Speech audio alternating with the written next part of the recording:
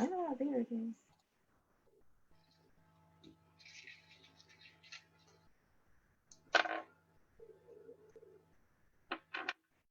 Right.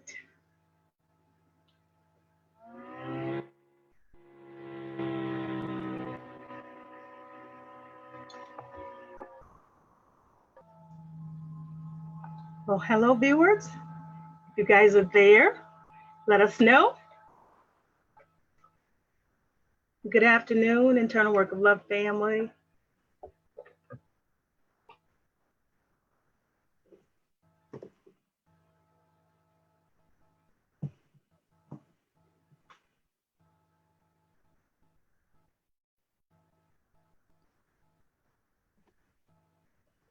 Please let us know that you have joined us. Comment in the box if you are here. Good afternoon. Let us know where you're tuning in from.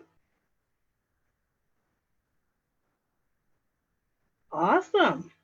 Thank you, Shakira and Lacey.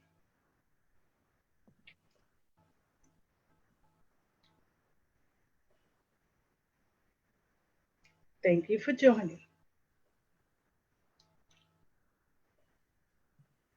Well, I am super excited this afternoon to have my guest here. Thank you, Aberlina, for joining. And if you guys haven't, please do share. Okay? Let those, your Facebook friends, know that we are live. So share this to your timeline. Thank you, Lisa. Let us know where you're tuning from. If you are local, how near or far this video reaches. Thank you guys for joining this afternoon. And for those who are joining for the first time, I am Betty Fisher, host, founder, and transformation coach of this broadcast. And I want to thank you. Thank you guys for joining us. And I want to thank my guest, Tasha Turner, this afternoon for being with me. And I am super excited about you and this conversation. And I'm welcoming all of the information that even I can learn from, as well as the viewers and our community. So this afternoon, you guys, we are going to have a conversation about coping with COVID-19. And as you guys know, this has impacted all of our homes. We all are experiencing some sort of discomfort from having to suddenly shift our lives in our families' lives. Teachers are now moms who have never taught before their children, and now stay home moms working from home, double duty. Husband and wives are home, significant others are homes that were never there, and worked all of the time. And so all of our lives have just kind of come to a halt, a screeching halt. And some of the luxuries we have been put on hold. However, there is a light at the end of the tunnel. We should be thankful. So if your friends and family are healthy and whole, let's be grateful and thankful for what we have. So that is some hope and what's to look forward to, that we still do have each other, and you can reach out and say hello and that you love someone. So thank you guys for joining this afternoon, and please share it. Please share. Thank you for those who share. And I'm not going to delay time on this. So for those who come in later, please catch it on replay. And so you can catch all of it, all of this conversation. So I'm here this afternoon with Tasha Turner, and she is a professional counselor, and she works for Spectrum Health Lakeland. And she is going to share some of her expertise and resources and tools that we can use while coping with COVID-19. So I'm not going to delay. I'm going to have Tasha tell you what you do, her what you do, and why this is so important to us. Well, first of all, thank you so much for having me, and hello to everybody out there in Facebook land. I'm really happy to be having this conversation and happy to be having this conversation at the start of Mental Health Awareness Month, right? Yeah. Talking about something that's near and dear to me, right? As a professional counselor, and as a mom and a wife, and just a person who's dealing with this right now. So it's definitely my honor and pleasure to be here today. I just want to first start by just acknowledging that we are going to be talking about COVID-19 and some of the difficulties and challenges that come with that. And knowing that it may be an uncomfortable place, it may be an uncomfortable space, but that's okay. I don't imagine that anybody is feeling like their best self all day, every day through this. And that's part of the reason why we're here today to really talk about the fact that you are not alone. None of us are alone in this, Right. and that while we may not feel like our best self, there's still things that we can do to try to maintain our mental health as we also fight for our physical health. Awesome. Yes, I do agree. And you turn your volume just a tad bit up. Please do. Thank you from Alabama is viewing and Ben Harbor is here. Thank you guys for joining this afternoon. And Tasha, I want to the question of why is this so important now to have this conversation in our community? What Yeah, does this mean to us? yeah. Well, I think, one of the things that I talk about all the time is that it is important to maintain our total wellness, and that is our physical and our mental health together. For whatever reason, over time, we've kind of broken the two apart and we've treated them as though they were completely separate and different things. And in reality, they're not. They're all just part of one system. And in order to maintain one, we have to maintain the other. And one thing that we've really been seeing during this COVID-19 situation is that the mental health stressors, the emotional stressors that come with that, are also impacting our physical health in other ways, right? If I don't know about you, maybe it's only me. Maybe it's Hmm. only me, but I've been stressed out before. I don't know if you ever have. Yes. But when we think about being stressed out, think about what your body goes through during that time. You can start to get things like headaches and it's hard to sleep, or you sleep too much, Yeah. right? You get the tummy aches, you can't eat, or you eat too much, right? Hmm. Maybe it's just me. It may just be me. But knowing that in this situation, we are in a period of ongoing stress, and stress impacts our body. And if Yeah. we don't find a way to reduce that, to bring it down, it will impact our physical health. And I don't know if you know, but our mental health can actually impact our immune system. We need our immune systems right Yeah. now more than ever, right? Like that's what's going to help us fight any of these diseases, let alone COVID-19.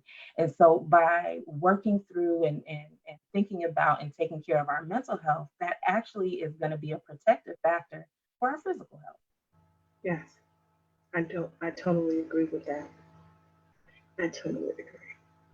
So, what role or significance does this have right now in the African American community?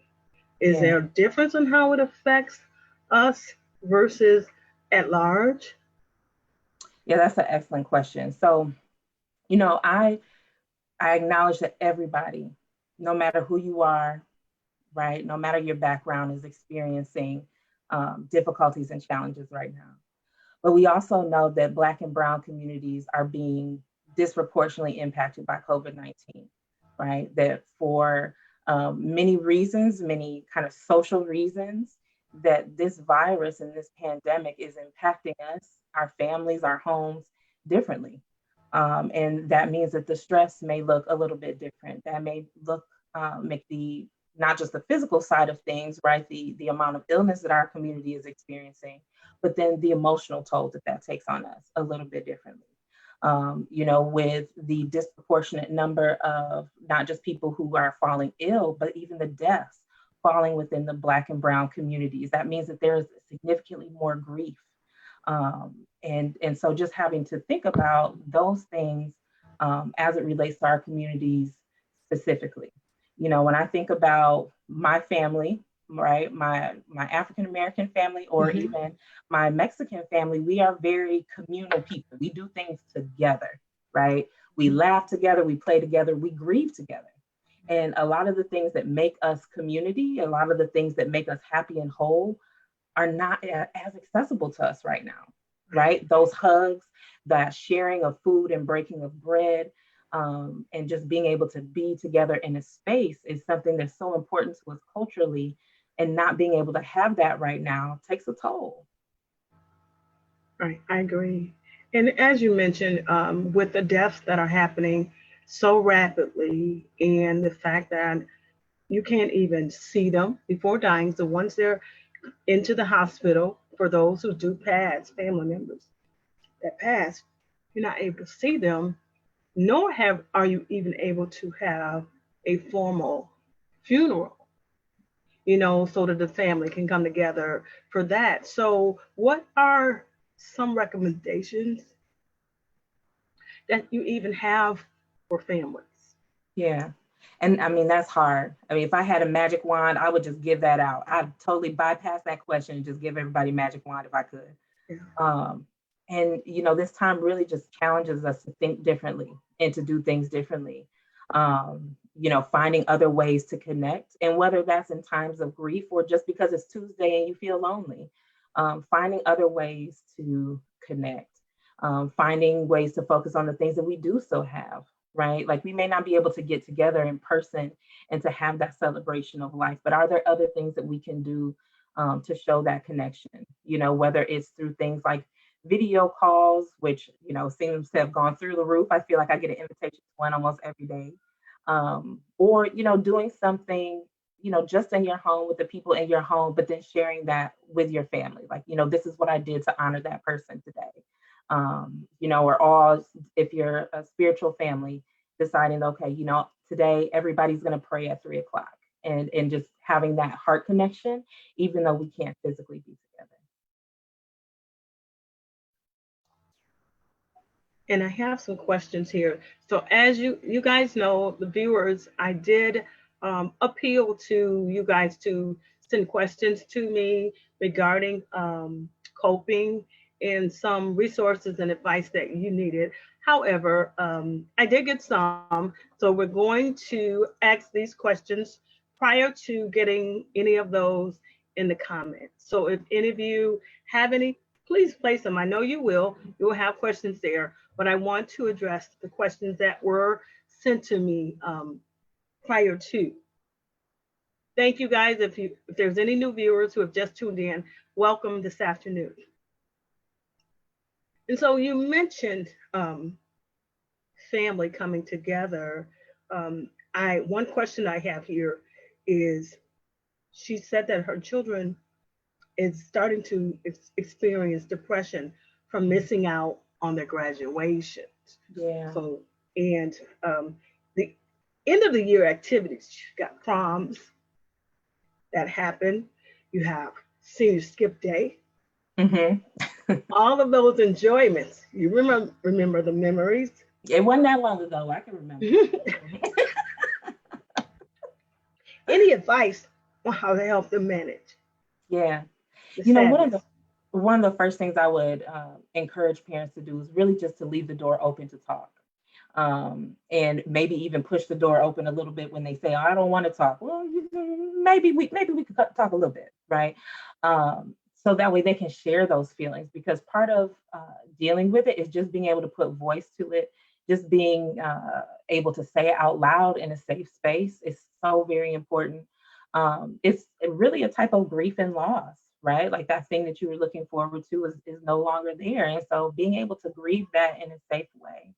And again, finding a way to think about, okay, what can we do? What do we have?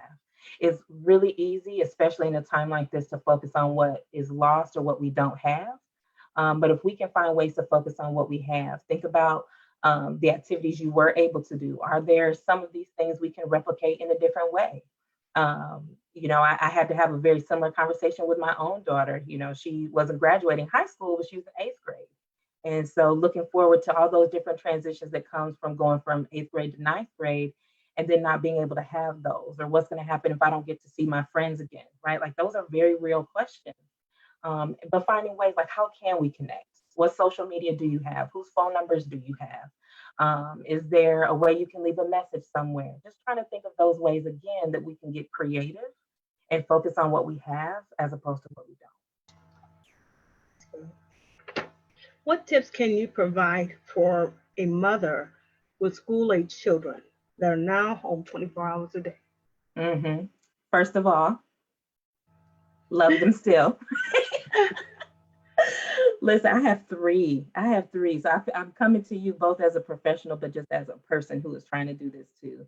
And the first thing I would say to any parent out there is to give yourself some grace. You are trying to do many more things in a day than you have ever done, right? You are trying to be parent, probably still trying to work in some form of fashion, whether it's in the home or outside of the home, and doing those things all at the same time. We've never had to do that before. So it's unrealistic to expect that out of nowhere, suddenly you're going to be an amazing teacher, right? K through 12 teacher, and you're going to still be able to be a full-time, whatever your role is, and maybe a full-time spouse and a full-time friend. Like it is unrealistic to expect that you're going to be able to do that overnight and do it perfectly. And it's okay if you are struggling. And if you're like, you know what, I don't know how to do that math problem. I don't know how to do that, right? Like that's okay. That doesn't mean that you're a bad parent, that you're a bad teacher. Um, and just extending yourself that grace. Very, very first of all. Definitely looking to any of the tools and resources that the schools are putting out. It seems like they change almost daily. But looking for what are those opportunities? What are the things that are still available through the schools? Using our technology to our advantage. You know, you can find some wonderful lessons and things like that on places like YouTube, right? Good vetted lessons, where you can have that time where maybe the kids are doing something interactive and you can go in another room and just take a breath, right? And also thinking about your schedule. You're not going to be able to replicate the school schedule and the work schedule and the regular home schedule all at once at home. You might need to do it in different chunks of time. You might need to do things a little bit slower, fewer hours in the day, and all of that is okay. We've got to pace ourselves. We've got to pace ourselves. I feel like when this first started, we kind of just sprinted out of the gate. You know, we were all, oh, we're going to get through this together and we're just going to do all of these things. But now that it's going on a little bit longer than I think we initially anticipated, we got to think about the long term here, and how we just sustain that for ourselves and for our children if you have That's good. What would be some self-care practices for moms or any of us now them. Yeah, during this self-care is so quarantine? important. Self-care is so, so important. And I feel like I'm hearing self-care and coping a lot, and it sounds kind of trendy, but really self-care is just how you rejuvenate, how you recharge, how you take your breaths, right? It doesn't mean that you'll be perfect, but you'll be able to come back into some version of, again, your best self. I try to tell people that when you don't know what to do, when all else fails, think about your five senses, right? Hmm. Think about what you've seen, what you've smelled, what you've tasted, what you've touched, what you've heard, and engage those five senses. You know, I spend a lot of time, as most of us are right now, in front of my computer, right? So my eyes are getting a little tired, a little tired of seeing things. But maybe I want to step outside and I just want to feel the touch of the breeze. Or I just want to smell the grass. Now, I don't have allergies, so fresh cut grass is good for me. Maybe that's not good for you. But, you know, finding a way to engage those different parts of us that maybe haven't had as much time, right? To just kind of find that way to reset a little bit. Good deal. Good deal. What should a parent do, a mom do, if she begins to see signs in her teen during quarantine? Signs of depression and anxiety. How should moms address Yeah, the that's children during this? again, very good question. Um, a, having that door open to talk, finding out kind of what's going on with your child, where they see themselves, but also not being afraid to reach out to resources. You know, resources are available in our various communities. And I would kind of argue a little more accessible than they really have been before. You know, you don't have to drive to make that appointment. A lot of things are being offered in different ways, being offered in ways that are much more financially feasible than they had been before. So don't be afraid to reach out. There's resources there for adults and children of all ages, whether it's reaching out to a mental health professional and maybe starting up some kind of sessions. You know, that is not at all a strange thing to do. It's not an overreaction at all. If they need something that feels like, you know, this is bigger than what I can give them, need another voice, another ear, you know, definitely seek out those services. Are there any free services for parents of low income or experiencing disparities, Mhm. maybe a job loss? Are there Yeah. any resources for those parents to get help themselves and their children? Yeah. So speaking, if I speak specifically to Berrien County, for example, reaching out to places like Riverwood and Woodlands, you know, our local CMH through Riverwood Community Mental Health Authority, reaching out to them, they're still there. They have their 24-hour crisis line to get you connected with resources. There's also, of course, many different apps. The ones that I would recommend and that I have faith in and I use and recommend to clients often are things like Headspace, as well as iChill. They're free. They have um, different modules, different activities, different skills, things that you can do just right at home, right, to kind of help with those mild to moderate symptoms. And obviously, if things get, you know, to more than that, more than you can manage, reaching out to places like Riverwood, going to websites like BetterHelp.com, right? Maybe you're not able to find something local, or you're not local to Berrien County. I know got some of my Detroit friends on here. If you're not local to that area, then reaching out to something like BetterHelp.com, where you can have access to licensed professionals, right, trained professionals from your state, at a much lower cost than you would find in private practice, just, you know, out in your community. Good deal. Good deal. And we also have, so now you have a lot of parents, both of them are home Hmm. and they're spending more time with each other than they Yeah. ever had to. So sometimes work is a break, you Yeah. know, Hmm. you get to come home and relax, but now it's 24/7 with your children and your kids. And of course, we love our families, Hmm. but still, that 24-hour day, day after day after Yeah. day after day. And then you have some wives emotionally responding, and then you have husbands who are internalizing. So, what are some tips to help de escalate some of the arguments that they would have with Hmm. significant others that would put us on edge during this call? Yeah. Listen, baby, I love them. I love them, but sometimes you, you don't get that break. So first and foremost is communication. Always so important right now. You have to be able to tell your spouse that, you know what, right now I don't have it right now. Whether it's I need to talk or I can't talk right now. You know, it's interesting because even in my household, I'm very much an introvert. I recharge by myself. Well, that's not really possible right now, right? But I'm in a house full of extroverts who always want to be with people all the time.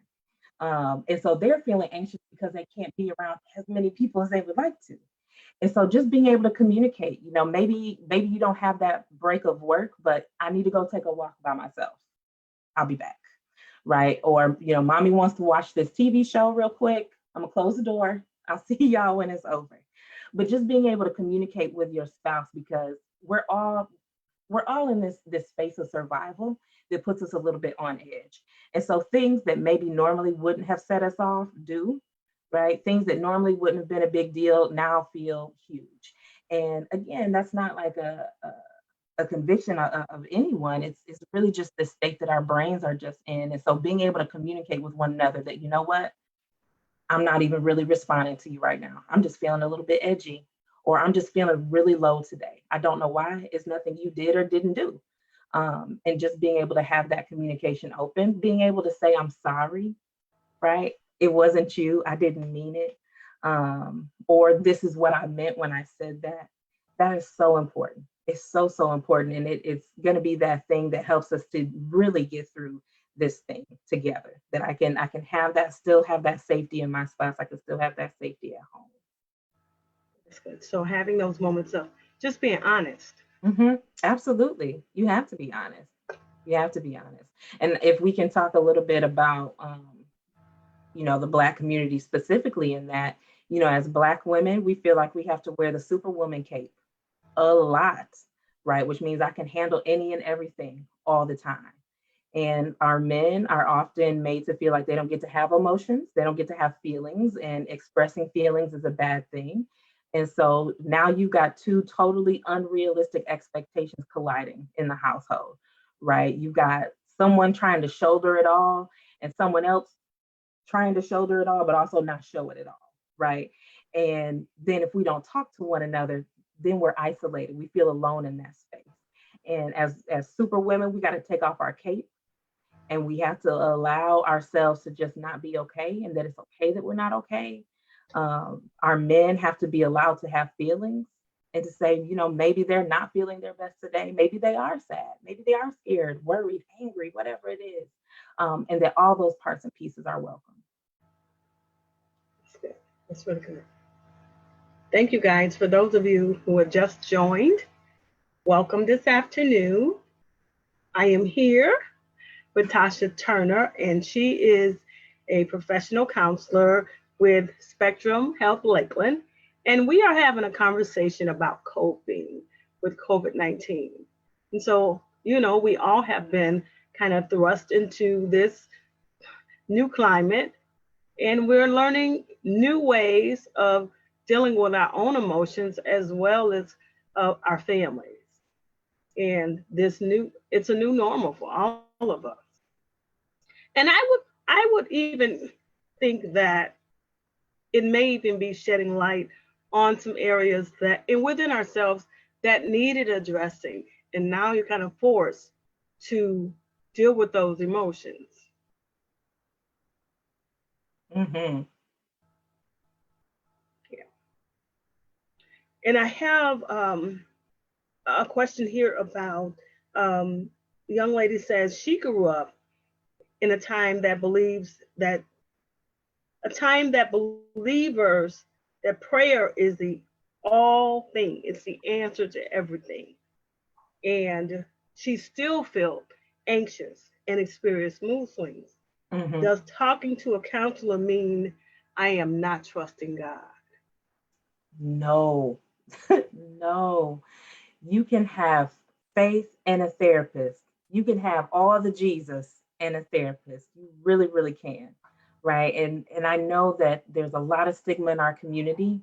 Many of us put a lot of emphasis on faith, and I'm a person of faith myself, so I'm not going to tell you not to. But I also want to encourage us to remember that if you are a person of faith and you ascribe to that belief like I do, that if that's true, then you also know that God puts people in your path to help you, right? He sends his service along the way. And so if we pray and we say, "Dear Lord, help me," and he sends a therapist knocking on your door, and you say, "No, no, I'm waiting for God to help me," you may have just turned away God's help, right? That there are people put here on this earth to help us. And if you are struggling or wondering with that, many of my colleagues practice from a faith-based perspective, right? And so allowing you to remain intentionally connected to your faith while seeking out those services who can incorporate your faith and spirituality in therapy, if that's something that you wanted. But you certainly do not have to choose. I fully and totally believe that our God wants us to be well in all ways. And so he sends things to be with us on this earth to ensure that. And it's not that, I've heard many people say something similar, am I not praying hard enough? Do I not believe enough? And that really just feeds into this idea that if we become unwell, then that means that we were weak, that, we were broken, we did something wrong. And I really just don't believe that to be true. And really through counseling and through therapy, with or without the spiritual side, you really come into connection and learning that, it's not that I'm broken. It's not that I did something wrong. We all experience hardships. And sometimes that hardship is more than we have the tools for, and we need somebody else to help us build up our toolbox. Right, right. And when do you think you need to get a counselor or therapist involved? Hmm. When should we turn to the Yeah, other outside help? yeah. I think it's always going to be very individual. You know yourself better than anybody else. But what I try to tell people is think about your daily stressors, those things that you seem to be able to manage on a day-to-day basis. But if it gets to the point to where that management just seems like it's just out of your control, like stuff is just happening, you're feeling low, like you can't start your own engine, you can't get yourself moving, or you can't reel in that worry and that fear, and it's kind of taking over, it's getting in the way of you being able to live your life, right? Whether it's this version of life or whatever comes after COVID-19. When it starts to feel like it's just too heavy, definitely seeking outside. And to be honest, there's very rarely a bad time to seek outside help. Sometimes I think people think that entering into therapy means that you're going to go see a therapist and you're going to be doing that for the rest of your life. It may be something short term. It may, just be dealing with an adjustment or something new and unexpected, like this, right? Or changes in work, changes at home, and it's something that requires maybe some short term help. That's also a thing. So it's not that you're entering into this lifetime long term commitment. It may just mean that you need some outside perspective for something new that's I agree. I agree. And I believe even as couples, happening. Yeah. Couples, families, individuals, or some mix of all of those things. Yeah. any advice for people that are experiencing financial stress from job loss, how to stay positive when everything appears to be doom and Hmm. gloom right now. Yeah. I'm gonna first start by saying that we have to honor that right now people are experiencing losses of jobs, of resources in ways that they haven't in the past. You might hear my dog. I apologize. Mhm. um, but people are experiencing that right now, and it is a totally normal reaction to be upset about that, right? That's not something that we would encourage people to pretend like it's not happening. So we have to honor that that is a stressful time, that that's a difficult time, and that it's okay if you're not 100% positive. There is a such thing as toxic positivity where you just, nope, everything is perfect. It's not perfect. But we have to look to the other side of the coin, right? Are there other resources available? What are those resources? In Berrien and in the Benton Harbor area, for example, we've got things like 211. There's a lot of programs right now that are coming out for whether it's food, housing assistance, bill assistance.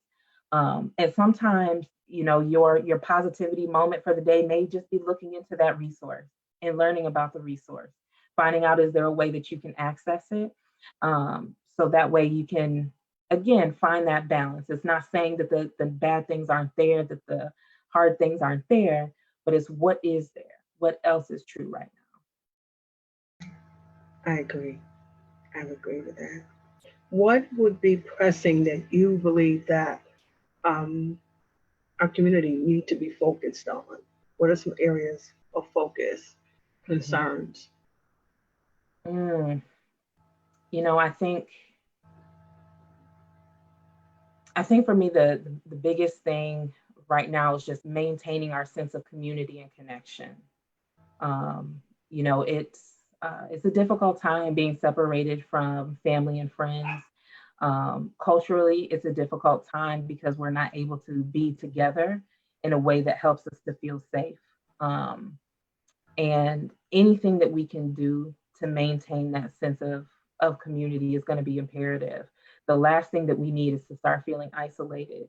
And I'm hearing that quite a lot from people. They're just feeling alone.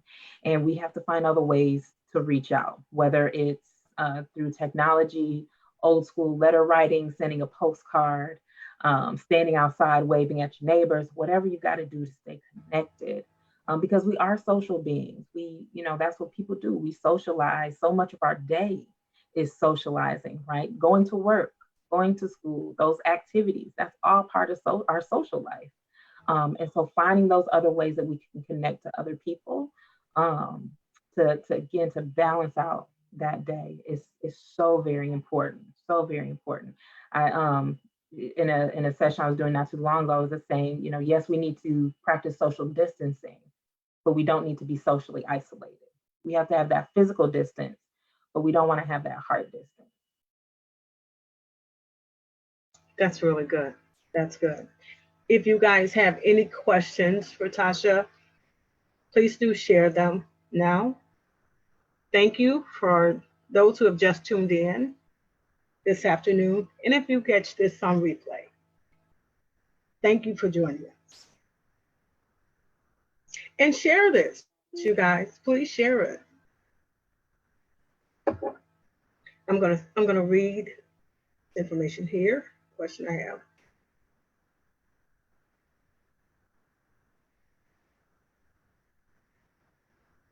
Okay, here's a question. Are Black and Brown people more susceptible to this virus, or is it skepticism, thinking that it's a conspiracy, or what's that causing us to fall prey? Mm-hmm. Just how we feel about it. Yeah. So, people may have been hearing in the news that, Black and Brown people are more likely to have the pre-existing conditions that make us more susceptible, right? Meaning those illnesses that may already be present, that make it more likely that if we get COVID-19, that it'll be a serious case. Those things, by and large, many of those things can be explained through the social conditions that we live in, right? Through knowing that disproportionately Black and Brown people live in poverty, that disproportionately we tend to have subpar housing, that we have less access to healthcare, that we have less access to the things that you need to maintain good health. And so we end up with having more cases of asthma. We end up with more cases of heart disease and high blood pressure and diabetes and all those things that really just weaken your immune system, weaken your body's ability to fight for and protect itself. And so then when something like COVID-19 comes around, our already weakened systems are vulnerable. And, it's difficult because of the history that we have in this country. We know that historically, Black and Brown people haven't been able to trust health systems. We haven't been able to trust the government. And so now with, the government and the health systems every day coming out with messaging about what we should and should not do, it's no surprise then that that's difficult for us to hear and to want to listen to, because historically they haven't had our best interests at heart. And so, that coupled with everything else just kind of creates this storm, which is another reason why, I'm really happy that we're doing this, to let people know that this is a very real thing, that it's not a myth. And unfortunately, I've had many close family and friends directly impacted by this virus. And that, my hope and my prayer is that our community can listen and can hear, and start to really buckle down on abiding by these stay-at-home orders as much as possible, so that way our numbers can really start to go down. I agree. I do agree. And I've had family members affected by the virus as well. And I think it's really important at this time that we do rebuild our relationships, the community with the hospitals, with our all of the medical resources that are there. We're going to have to, if we're not going to, we need to take care of ourselves for one. Mm-hmm. We need to build our immunities. And I know as African Americans, we love our soul food. Let's be real. We love our You're not food, wrong. You're not wrong. but we're going to have to get some discipline and learn how to implement some healthy habits well, because that is affecting our health, which in turn is making a lot of us more susceptible to the virus unto death. Hmm. Yeah. Well, and I for Spectrum Health Lakeland, I work in the population health department, and we spend a majority of our time doing community education around all those different types of things around, not just food and food choices, but understanding the food environment, right? Helping people to understand that people do well if they can. And a lot of what we see in these disparities is really just the way that these systems have been set up, that make it difficult to access things. Everybody knows that you need to eat vegetables to be healthy. Everybody knows that, you should do exercise. But if your community's roads and sidewalks are falling to pieces or aren't safe, or your grocery stores don't stock fresh and good vegetables, or they're not affordable, then it's unfair to expect that people are going to engage in certain behavior because it's just not as accessible to them. Which is also what makes things like the stay-at-home order difficult. It's easy to stay at home when you've got a nice big house and it's comfortable and you've got everything that you need inside of it. But what if home doesn't feel safe? Well, that's a little bit more difficult to do. And it's unrealistic then to expect that that message is going to be received the same way. And I think it's unfair to demonize people who are saying, I need to not be at home. Instead, we need to take the time to understand, why don't people want to be at home? What can we or should we be doing better to make home safer, whether it's physically safe, whether it's safe in the way that it has resources, and all the different things that make a house a home. It's really good. It's really good. And as you spoke of, why isn't people wanting to be home and not feeling safe? And there's so many reasons why they Mhm. may not feel safe, Yeah. which leads to, again, the stigma with mental illness Hmm. and emotional disorders that leads to manipulation and emotional and physical abuse and violence in homes that I am now learning that's Hmm. happening not only in our country but across the country, that domestic violence has increased. Yeah. Yeah. Yeah. And it's one of those things where we hear about all the things that are shut down and that aren't available.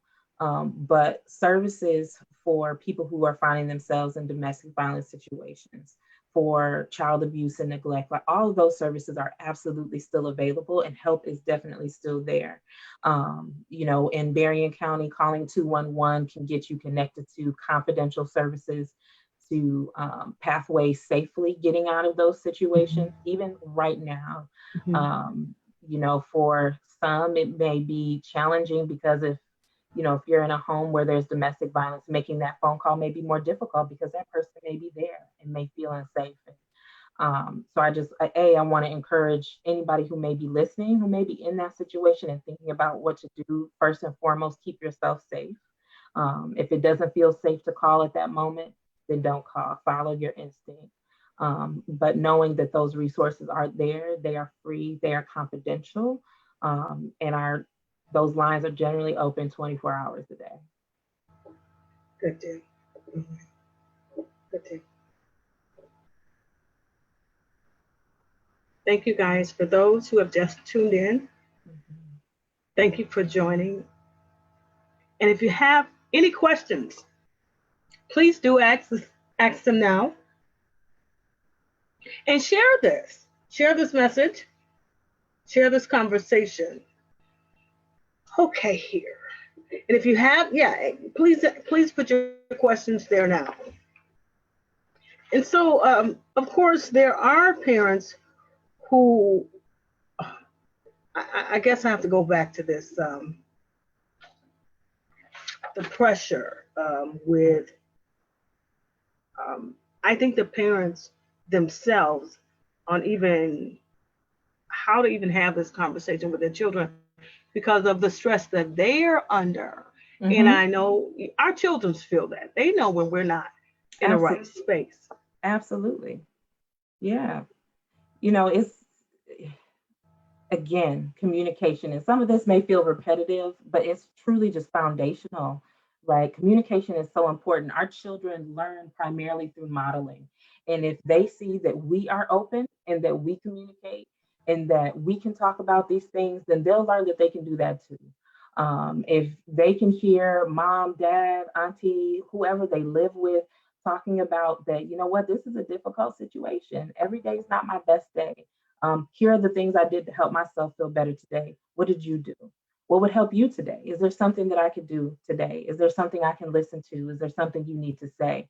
All of that, just again, opening that door for our kids to let them know that they're not alone, they're not broken, and that it's okay to be experiencing those things will go a long, long way, not just in COVID-19, but really just into adulthood, right? We talk about the stigma. The stigma exists because we haven't had those open and honest communications, right? But if we start doing that, if we open the door for talking about those things that are uncomfortable and unpleasant, what we'll find is it actually makes it easier to get through those I agree. I do agree with that. And I also agree with that as a whole in our community. Of course, there's a stigma among blacks and browns with mental illness and shame that comes with it. But things. then you also, it's a spillover into the church, a belief system, and being taught that, prayer is the answer for everything. And so having a safe place to go and get counsel from even pastors and leaders and being honest, to being Yeah, able to have this real honest conversation that, this isn't just enough. hmm, I'm praying, I'm reading my word, I'm doing everything that I'm supposed to do, but I'm still having these weird feelings and emotions and reactions, and I can't help myself. yeah. Well, and honestly, I feel really encouraged these days because I'm seeing many more pastors and faith leaders talking about mental health and mental wellness in ways that I truly don't ever remember, and talking about it even from a biblical perspective. Where you can find those lessons in the Bible, and talking about those things in a way that is just feels new and feels refreshing. So, for me, I feel really encouraged that that is even shifting, and that there's more of our faith leaders who understand, um, that we have to shift the dialogue a little Mhm. bit. And in doing so, it's not denying your faith, it's not denying what you believe in, and it truly enhances it, right? When we talk about self-care and coping, that can include things like prayer and Bible study and church on Sunday.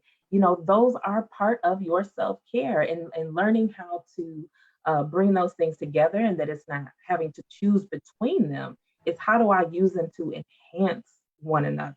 Mm. Yeah, I agree with that. I have a question here.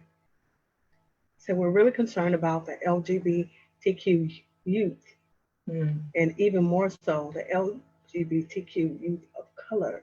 Yeah, Can you speak to the vulnerability of folks that have intersexual identities? yeah. I think, again, I think you said this earlier, but that this situation has really just kind of highlighted some of those areas where we already needed to do some work, and really shown a light on that we need to do some work very quickly. I think this goes back to our conversation on safety, and having spaces and places that feel safe, and that for some of our Black and Brown youth who identify as LGBTQIA plus, that they just don't feel safe at home or in community, and reiterating that the resources are still there, that you can get in touch with local out centers, that you can get in touch with counselors who specialize in that kind of work for those youth. So whether it's your own child who may be there dealing with things that you don't feel equipped to talk them through, that you don't know exactly what to say, whether you are somebody who works with people who maybe work with youth, and you're noticing this as you touch base with the youth and children that you serve, connecting them to those resources. So that way, again, we don't fall into that very dangerous place of isolation.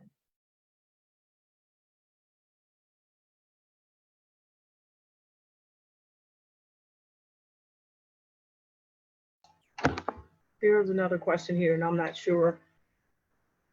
I'm going to share it anyway. Okay. If this is a place for it. So, what are the chances that people would be turned away from the hospital, and why? Mm, mm. As in, like, if they were, I'm assuming, like, if they were coming, like, for testing or something like that. Honestly, I'm not going to say that I know for sure. I know that there's various reasons. I know initially people were being turned away from hospitals in general if you didn't have like an order, if you didn't call ahead, if you just felt ill but you hadn't spoken with anybody, we didn't have enough tests and testing. And it seems like that changes almost daily. I know for Lakeland, what we ask people to do is to call ahead and to use that screener to let you know if you should come into the hospital, for many reasons. For many reasons, especially, one of the big reasons being that if you're not ill, coming to the hospital now increases your exposure. The hospitals in general, just across the country, don't have enough space. And so we'd hate to have somebody come be exposed and then we don't have any space for them. Or they get sick and they weren't sick to begin with. What's wonderful is that we've been able to move a lot of services to telehealth. So to be able to have connection with primary care physicians to give direction and order, or to be able to say, okay, this is the place to go, as opposed to going somewhere, maybe that wasn't the place. And now you start to feel like you're getting the runaround, because that's even worse. So being able to connect with your primary care provider via telehealth types of services is really helping to start to sort some of that out. My hope is that as testing becomes available, as we're able to do more things like the drive-through testing at your local health centers, that people won't continue to experience being turned away, whether it's in our county or throughout the state or the country, that there'll be even greater access, safe access. That's good. Have you seen an increase in the community reaching out for help, counseling, and therapy? Oh yeah. Oh yeah. All of my colleagues have pretty much moved to virtual sessions, so telehealth. And anybody that I talk to, regardless of location, has definitely noticed a spike, an increase in people reaching out, which, I mean, to me is a good thing. I'm glad people are reaching out. New clients are calling just about every day, whether it's for themselves or for loved ones. And that's a good thing. I would say that I hope that continues, though, that we continue to seek help even when it feels like the crisis is over. But absolutely have seen an increase in people. What is some advice that you could share with parents for their students? I'm hearing a lot of them having an overwhelming amount of homework. Mm.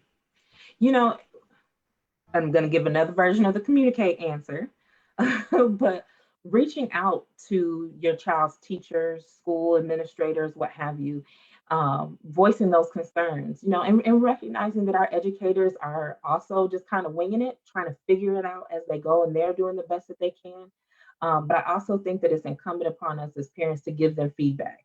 If something seems like too much or unrealistic, or you're not sure what the expectation is, because some of it, I know I found seemed like it was a hard and fast, okay, they need to do da da da da da. But when you actually reached out and you talked it through, you find out like, okay, no, like these things were optional, or these were just things to fill time if they had time. So getting that clarification and also giving that feedback of what is realistic, again, recognizing that you can't do everything, you're not going to be able to do everything. And it's okay to voice that not only to yourself, but to them as well. I agree with that. Thank you guys for joining this afternoon.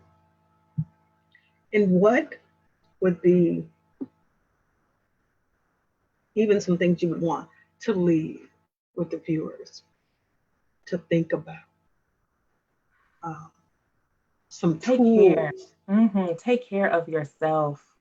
Take care of yourself. Before you can pour into anybody else, you got to have something in your cup, right? If you are, whether it's in your role as a parent, as a worker, as a spouse, as a child, whatever your role, are constantly trying to take care of everybody else, you are going to find yourself running thin very quickly, right? Find ways to take care of yourself and recharge. That may look different than what it has previously, but finding ways to be creative and take care of yourself. Don't be afraid to reach out to resources. Um, there's sometimes, certainly nobody listening, I'll say maybe I in the past have experienced moments of pride where, we don't want to reach out. I got this, I got this, I got this. But maybe you don't, or maybe you don't have it as much as you did before. And just learning about those resources. So even if you don't need it right now, you know how to get it when you do.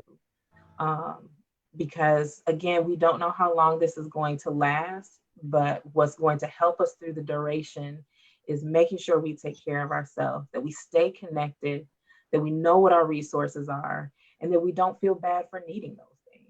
Right, right. I agree. What about Tasha, Black men? Mm-hmm. Mm-hmm. Some tools that they can use. Women are more verbal, of course, we're more vocal about how we feel, um, and we express it in gestures as well, body language. But men tend sometimes to be taking time bombs. Mm-hmm. So, what are some tools that they can use? Yeah. Yeah, no, that's really important. For our men, I would say to give yourself permission to feel what you're feeling. Give yourself permission to not be okay. Um, find your safe space to talk about it, whether it's with your friends, your spouse, your family. Find your safe person or persons to have those conversations. To have real, honest conversations, not just, hey, what up? Oh, I'm good. You good? Yeah, I'm good. No, like, how are you for real? Um, for men in particular, that suppression, right? That holding it in. We think that if we just bottle it up, it'll go away, but it comes out in different ways. And sometimes it can come out as anger.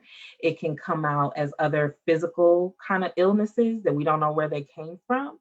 And so if you're one of those people, no judgment on anybody, but if you're one of those people who holds it in, start to figure out how you can let that out, right? So you can be all versions of healthy. Find your safe space, find your person, find your resource, um, and give yourself permission to explore those things.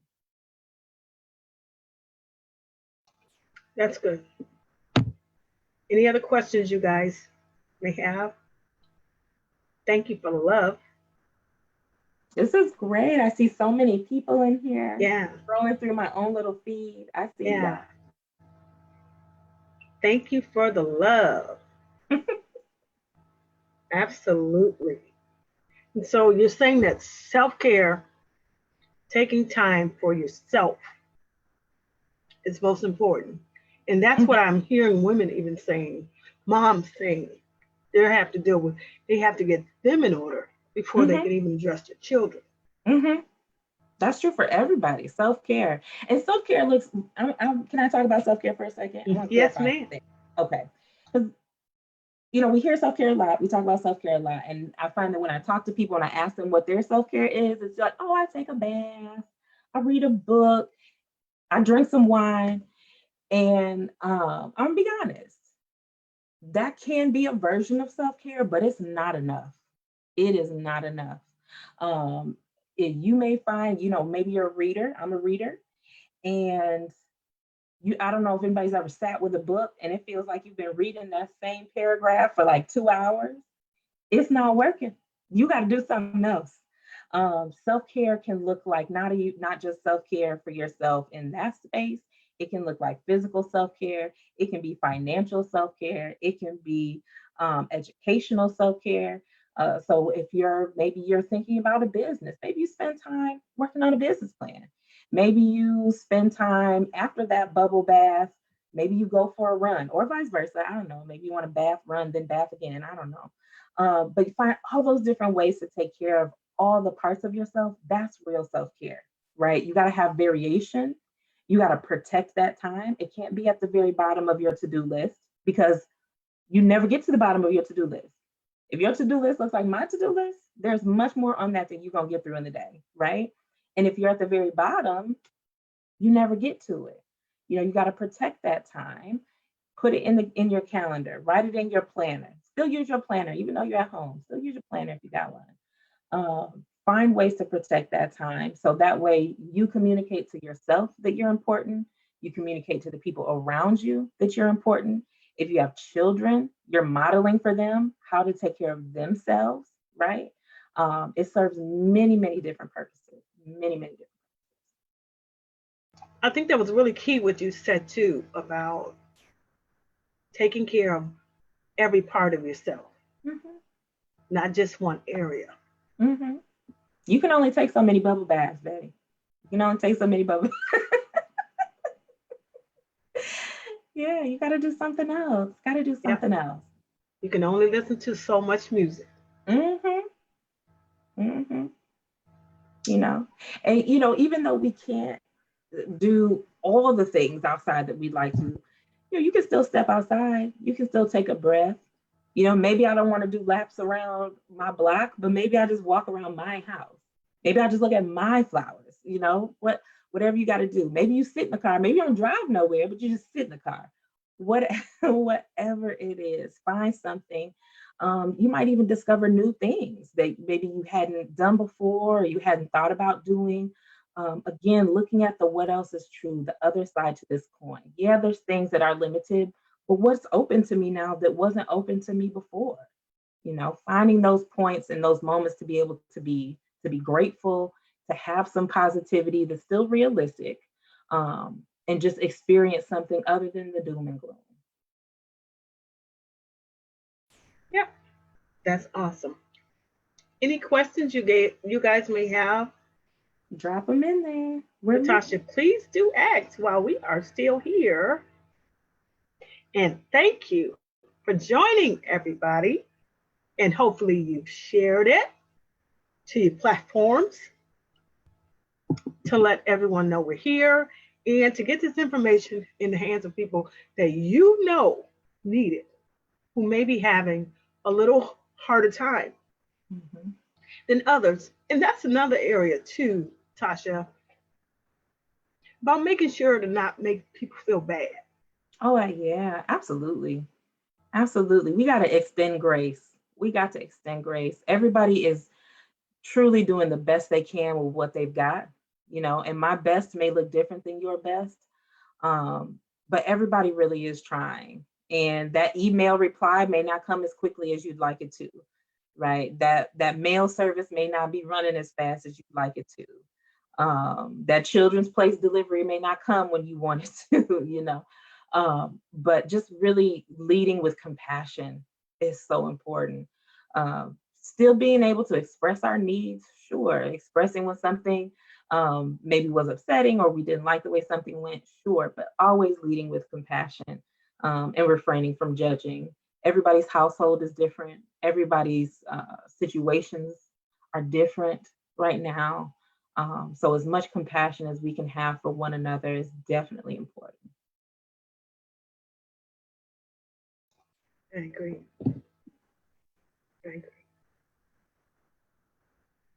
And if you guys have questions, please ask them now, okay? Leading with compassion. That's good. Thoughts on not going back to normal. What should be our normal going back to after experiencing? Yeah. Who knows what it's going to look like? But I'm gonna be a little bit honest. If I try to look on the flip side of things, our normal before was out of control. we were ripping and running and bouncing here to there, doing 50 million things at one time, right? How many of us were just exhausted on a day-to-day basis in the name of being normal? And having a little bit of a slower pace, looking at that for what it is, like, that might not be too bad of a thing, wearing ourselves thin. So thinking about when we come back into quote unquote normal, do we want to go back to all of those things? Like, do you want to go back to that version of normal? What feels good or better for you? I think that, in times like these, we really start to think about what's important to us. And thinking about, even when the crisis part of this is over, what's important to you? What stays important to you? And how do you make that a priority? How do you make that a priority? And two, had we not had this, some of us never would have. We're forced not to run. Mm-hmm. Mm-hmm. From the highlights now, Yep. we're forced not to run. And busying ourselves before this, we just went, go, go, go. And you're like, I'll deal with this later. Even about yourself. Mm-hmm. Yeah, absolutely. I think you hit the nail right on the head. This situation has really forced us to look at things that maybe we didn't want to before, or because we were so busy, right? Oh, I'm too busy for that. And that's both on the individual level and the community level. We've known that poverty was an issue for a long time. We've known that our children having access to good food has been an issue for a long time. We've known that the way that our education system expects way too much of our teachers and our administrators in unsustainable ways for a long time, but we haven't been forced to address them in the same way. We've known that the health of the African American community, of the Latino community, of First Nations and Native American communities have been, unequal to that of their Caucasian counterparts for a very long time. And we've focused on them bit by little, but this pandemic has really put it right in front of our face and undeniable, right? You cannot ignore this right now. You absolutely can't. And to do so is to live in total fantasy. Like, we have to address these things right now because they are absolutely, absolutely impacting us every single day. No, we can't go back to normal. We got to have a new normal. Mm-mm. And you're right, we can't overlook these issues. So many health, um, finances, the disparities, our school system we're faced Mm-hmm. with. Yeah. Now this has exposed everything. Mm-hmm. Yeah. It's one of those things where it's no longer just something you can toss back and forth in a boardroom. It's right there for everybody to see. And that's part of the discomfort, right? That's part of those raised feelings, is that it is so front and center, that we do see so many people immediately hurting. And part of that, I think, part of the thing that comes with that is acknowledging that and doing better. Had all of our systems, I won't say some, had all of our systems been built better and actually been built to care for and take care of people, this would look much different, right? That predisposition that we are seeing in Black and Brown communities, that having the disproportionate numbers in the way of things like your asthma and blood pressure and heart disease and all of that, those things wouldn't be there had our systems, right, been put into place in a way that were actually meant to keep everybody healthy. Had our financial systems, had our educational systems been built in a way to take care of everyone, but they weren't. And so now that we're in this emergency, we see what's happening and it's forcing us to see it. And my hope is that that will also force us to start doing this work intentionally. So that way this doesn't happen again. I agree. Going back to normal wasn't working for any of us. Mm-mm. Nope. There's got to be a new normal. If you guys have questions, please do ask them now. And in closing, Tasha, what would you like to leave with the viewers some take homes for them to begin to um, introspect. Mhm. Yeah.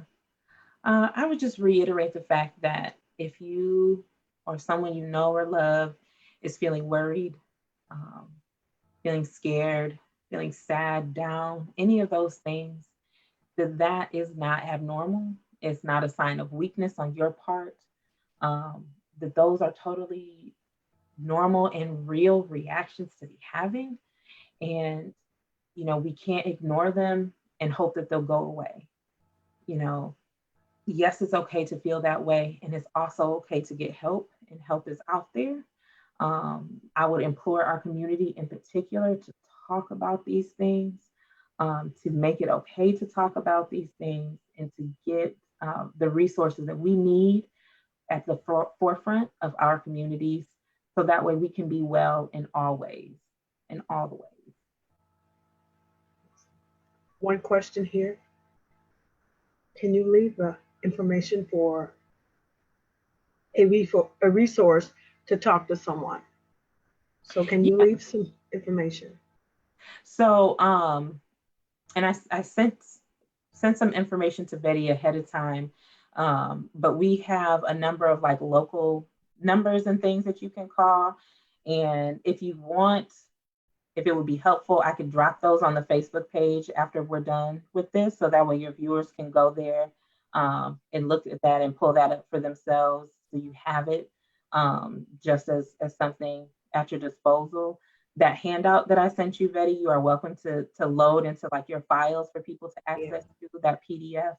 But on there, what you'll find is you'll find local numbers that you can call for many different types of resources, as well as like national hotlines, for things like the National Suicide Prevention Hotline, hotlines for substance abuse assistance, and other local resources and national resources. Awesome. So if there aren't any other questions, thank you, Tashi. And I will get that information to you guys. I will probably even post it here in the comments or on the internal work blog page as well. So if there aren't any other questions that you guys have for Tasha, we are going to close this conversation out. And I implore you guys to start having these conversations with your family, and being honest with yourself about how you're really doing. Mm-hmm. How are you really doing?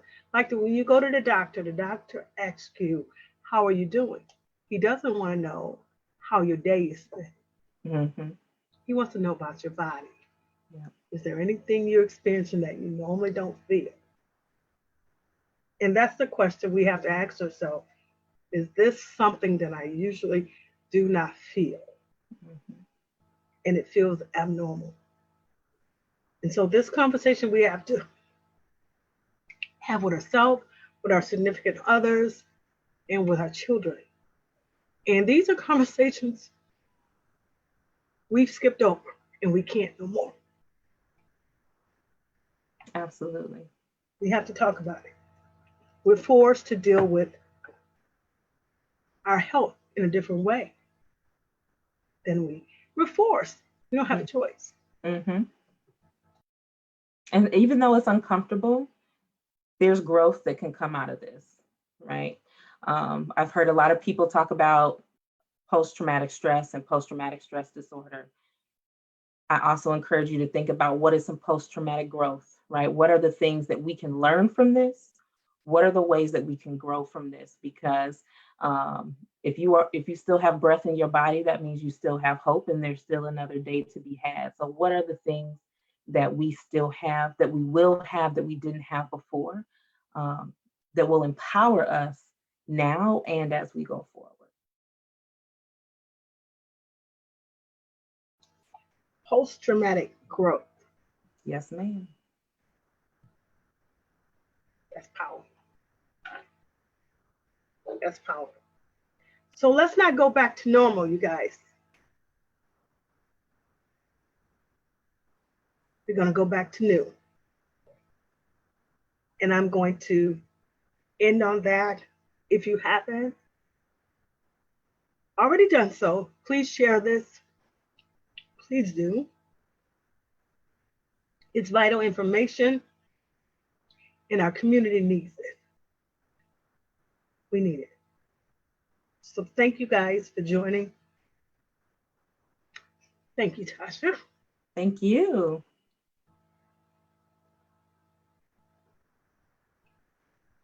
And you all have a good afternoon. Thank you, guys. Bye.